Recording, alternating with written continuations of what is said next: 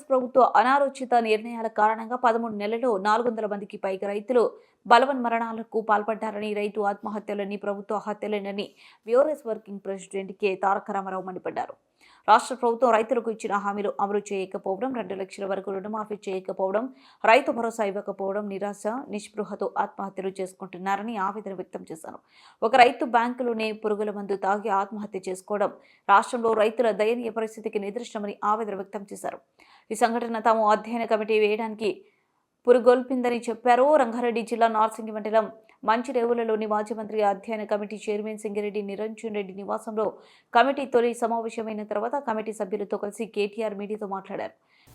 2023 December దాకా ఉన్న పరిస్థితి, వ్యవసాయం పండుగగా చేసి స్వాతంత్ర భారతదేశంలో మొట్టమొదటిసారి విప్లవాత్మకమైన కొన్ని పథకాలు తెచ్చి రైతు బంధు కానీ, రైతు బీమా కానీ, 24 గంటల ఉచిత విద్యుత్తు కానీ, అదేవిధంగా భూమి శిస్తు రద్దు, నీటి తీరువా రద్దు, వాటితో పాటు చిన్న నీటి వనరులైన చెరువులను కాపాడడానికి మిషన్ కాకతీయ, అదే మాదిరిగా పెద్ద ఎత్తున సాగునీరు, అటు పాలమూరు రంగారెడ్డి ఎత్తిపోతల పథకం కానీ, ఇటు కాళేశ్వరం కానీ, సీతారామ ఎత్తిపోతల పథకం కానీ, ఈ రకంగా ఒక విశేషమైన కృషి ఏదైతే గత దశాబ్ద కాలంగా కేసీఆర్ గారి నాయకత్వంలో జరిగిందో, దానివల్ల కేంద్ర ప్రభుత్వం స్వయంగా అత్యధికంగా ఆత్మహత్యలను, రైతు ఆత్మహత్యలను నివారించిన రాష్ట్రంగా, అత్యల్పంగా, అతి తక్కువగా రైతు ఆత్మహత్యలు జరుగుతున్న రాష్ట్రంగా తెలంగాణ ఉన్నది అని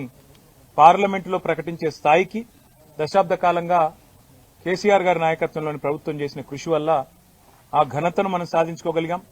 రైతుల ఆత్మవిశ్వాసాన్ని నింపగలిగినాం. రైతుల భూమి ధరలు కూడా పెరిగినాయి. వారిలో విశ్వాసం కూడా అపారంగా నిండింది.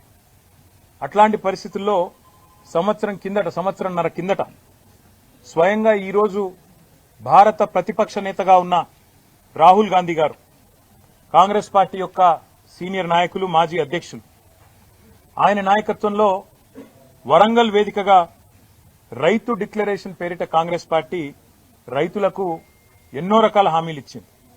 అందులో బోనస్ ఇస్తామని, రైతు భరోసా అమలు చేస్తామని, ఖచ్చితంగా మద్దతు ధర ఇస్తామని, కొనుగోలు కేంద్రాలు విస్తారంగా పెంచుతామని, అదే మాదిరిగా ఇంకా చాలా మాటలు కూడా చాలా వివరంగా చెప్పినారు. ఇవన్నీ నమ్మిన రైతులు రాష్ట్ర వ్యాప్తంగా 2 లక్షల రుణమాఫీ చేస్తామని ఇవన్నీ చెప్పినారు. ఇవన్నీ నమ్మిన రైతులు మరి రాష్ట్ర వ్యాప్తంగా కాంగ్రెస్ పార్టీని విశ్వసించి, రాహుల్ గాంధీ గారిని విశ్వసించి కాంగ్రెస్ పార్టీకి అధికారం కట్టబెట్టినారు. సరే, అధికారం ఎవరికి శాశ్వతం కాదు. తప్పకుండా రాజకీయాల్లో తప్పకుండా ఇవన్నీ జరుగుతూ ఉంటాయి. విజయాలు, అపజయాలు, అది మాకు పెద్ద విషయం కాదు.